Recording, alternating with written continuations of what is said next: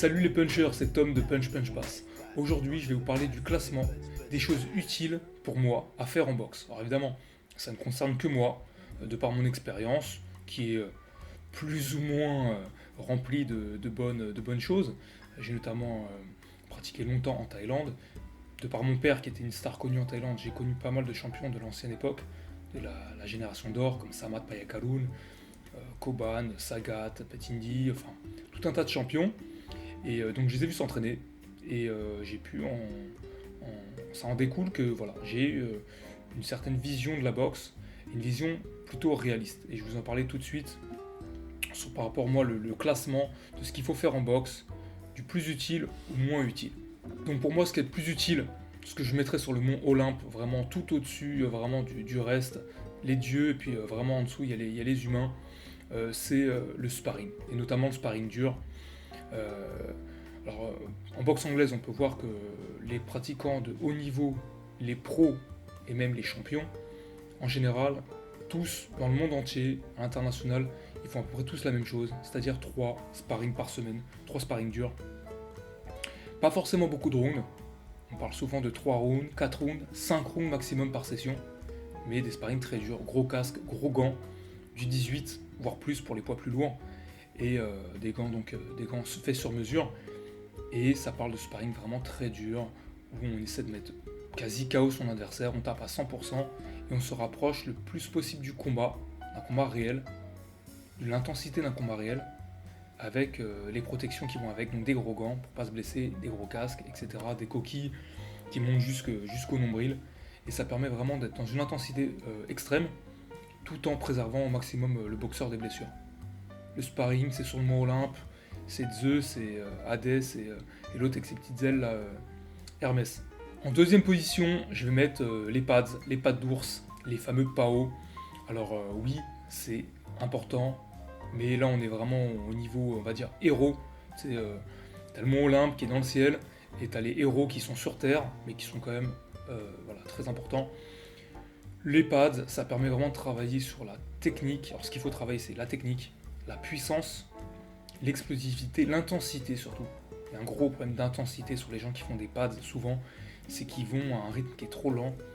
Il faut qu'on fasse des pads, que ce soit en Muay Thai, en boxe anglaise ou en MMA, il faut que vous soyez fatigué. C'est-à-dire que dès le premier round, il faut tout donner, il faut être à l'intensité maximum en gardant une bonne technique, un bon équilibre, et ce qui va vous permettre de vous rapprocher le plus d'un combat réel. Encore une fois, voilà, il faut se rapprocher du combat réel. Si vous êtes dans des pads légers, on est là, on est cool, on a une intensité très légère, vous faites des mauvais pads. Il faut se donner à fond, il faut taper fort, avec une bonne technique. Les pads, très important. Troisième place sur le podium, médaille de bronze. Ça a peut-être choqué certaines personnes, parce que peu de gens en font finalement, c'est le jogging. Et oui, le cardio, mais le jogging en particulier, on peut voir que dans des camps d'entraînement à la rude, qui n'ont pas grand-chose, bah, les gens en font tous les jours, les boxeurs en Thaïlande notamment, au Mexique et partout dans le monde. Ils font du jogging tous les matins. Voilà, et parfois, des fois, le matin et l'après-midi, sous un soleil de plomb, avec 40% d'humidité ou je ne sais quoi, sous la pluie, il faut faire du jogging. C'est ce qui va vous permettre d'entraîner votre endurance de la meilleure façon. Comme tout le temps je le dis, c'est la meilleure intensité avec la façon la plus sécuritaire. Vous n'allez pas vous blesser pour le jogging, et en même temps ça va vous faire un cardio de feu. On peut voir notamment des combattants thaïlandais en boxe anglaise qui ne s'entraînent pas sur le mont Olympe ou voilà, les montagnes de Big Bear en Californie. Il n'y a pas de dopage naturel avec les globules rouges qu'augmentent, etc. Ils s'entraînent à Bangkok, dans la pollution. Ils font du jogging tous les matins et ils ont quand même un cardio irréprochable qui est parfois même meilleur que les combattants californiens ou américains. Et c'est parce qu'ils font du jogging toute l'année, tous les jours, sous un soleil voilà, qui vous fait transpirer tout de suite, et ça leur fait un cardio de feu, de Dieu. Donc faites du jogging les gars si vous voulez être bon, si vous voulez atteindre un vrai niveau, un vrai palier dans votre activité physique. Ensuite en 4, surtout c'est pour les boxeurs de boxe anglaise, mais en Muay Thai ils le font aussi beaucoup, c'est de travailler les abdominaux. Alors les abdominaux, le mieux c'est de les travailler en série longue. Si vous n'avez pas beaucoup de matériel, c'est pas grave. Il y a tout un tas d'exercices d'abdominaux que vous pouvez trouver sur YouTube On fera peut-être une vidéo d'ailleurs là-dessus.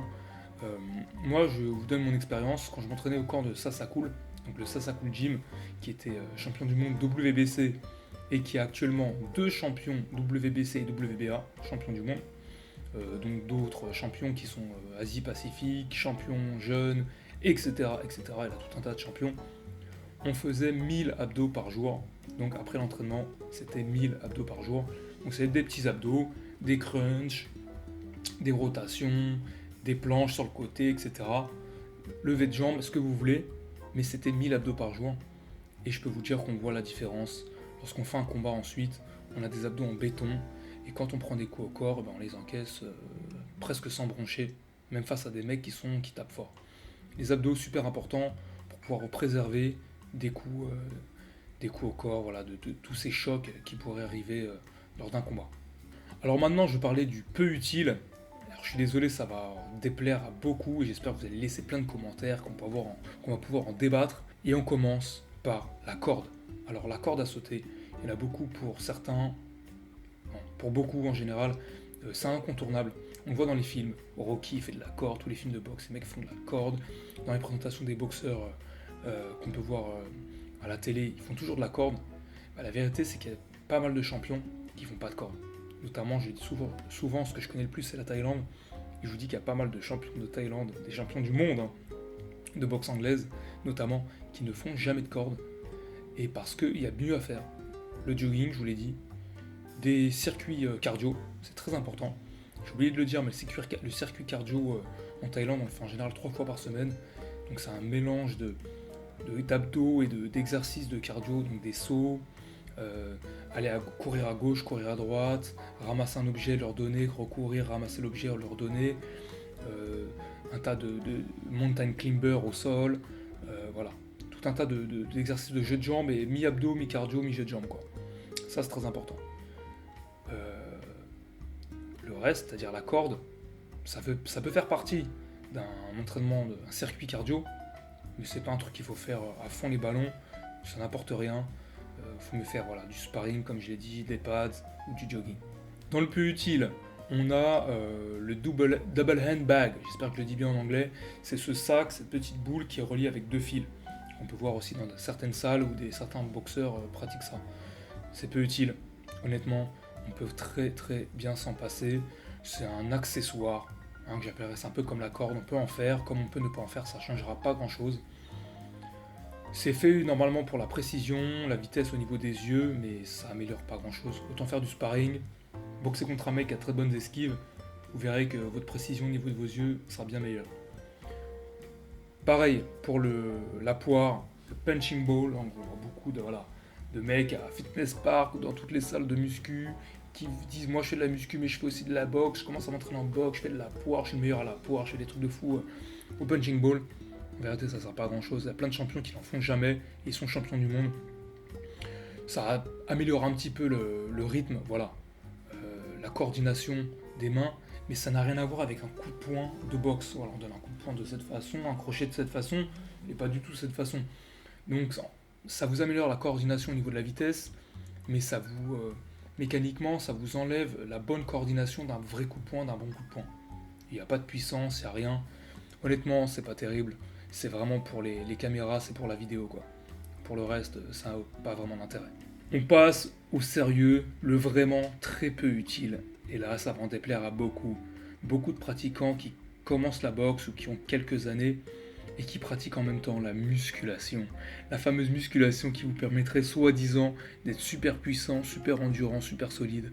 Bah c'est des conneries, je suis désolé de vous le dire. Vous pouvez pratiquer des tractions, du développé couché, exercice d'épaule, de jambes pour l'explosivité soi-disant. Ce que ça va faire, c'est que ça va vous épuiser. Vous allez faire plusieurs séances de musculation dans la semaine. C'est des séances que vous ne pouvez pas rattraper grâce à la boxe. Donc si vous faites de la musculation, vous ne faites pas de boxe.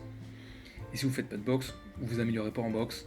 Donc faire tous ces exercices qui vous font gagner de la masse musculaire n'a rien à voir avec une puissance de boxeur. Donner un coup en boxe, c'est tout le corps qui doit faire un mouvement très fluide et parfait pour pouvoir à l'impact être puissant.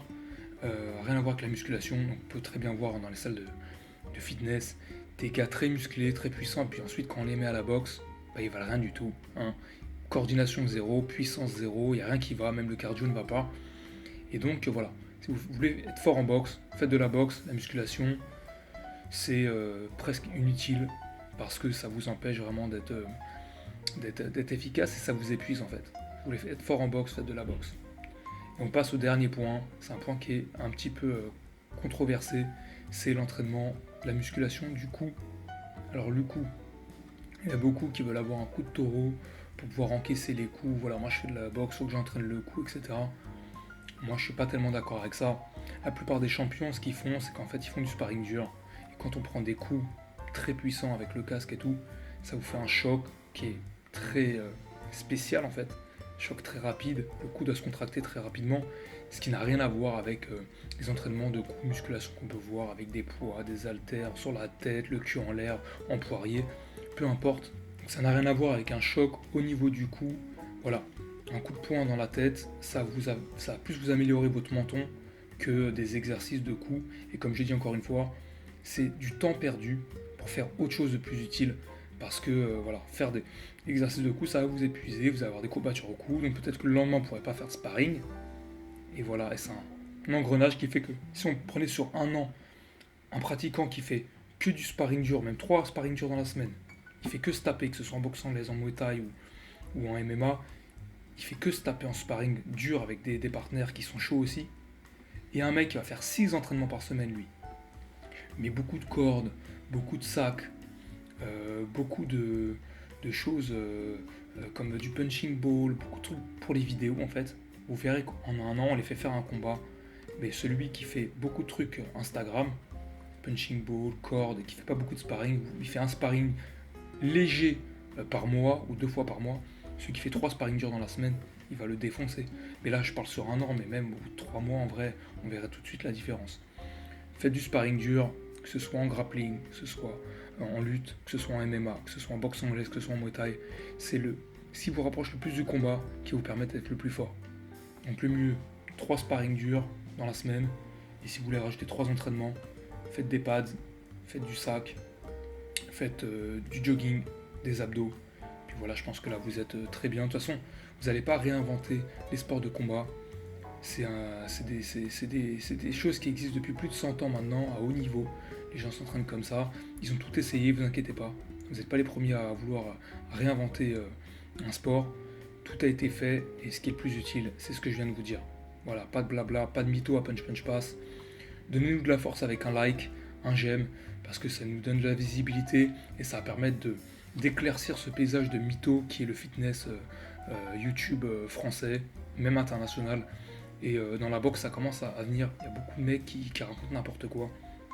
Moi, nous, on essaie vraiment de donner la vérité, et notamment en images, hein, parce qu'on croit que ce qu'on voit. Nous, on fait des sparring durs, et ça arrive. Donc, donnez-nous de la force, donnez-nous du punch. Ok, les gars, je vous remercie. C'était Tom de Punch Punch Pass. Bye.